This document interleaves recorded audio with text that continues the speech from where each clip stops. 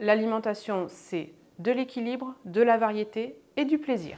Alors, une alimentation équilibrée, c'est avant tout une alimentation variée qui va apporter tout le nécessaire à l'organisme.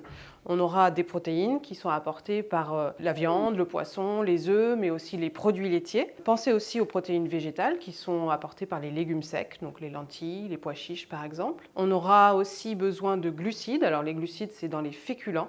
Les féculents, c'est les pâtes, le riz, les pommes de terre, le pain par exemple. Ces glucides, ils vont être importants parce qu'ils vont rassasier lorsque l'on mange et ils vont apporter l'énergie nécessaire à l'organisme. On aura également les lipides. Les lipides, ce sera les matières grasses. Les matières grasses sont apportées par les huiles, mais aussi le beurre, la crème fraîche. L'idée, c'est de varier au maximum les sources de lipides pour avoir tous les acides gras essentiels à l'organisme. On n'oublie pas les vitamines et les minéraux qui, eux, vont être apportés par les légumes, les fruits, qu'on va privilégier plutôt de saison pour avoir les meilleurs apports possibles.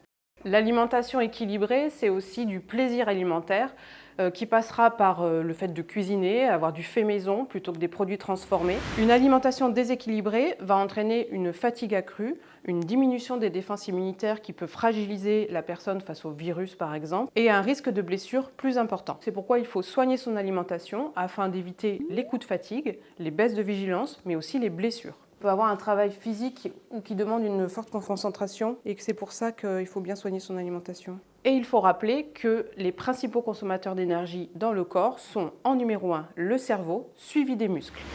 Une nutrition adaptée à ses besoins va contribuer à une bonne santé globale, surtout si elle est associée à une bonne hygiène de vie qui passera par un sommeil de qualité et une activité physique régulière. Une bonne hygiène de vie permettra de diminuer la survenue de maladies métaboliques comme le diabète ou encore de maladies cardiovasculaires comme l'hypertension, mais aussi de certains cancers.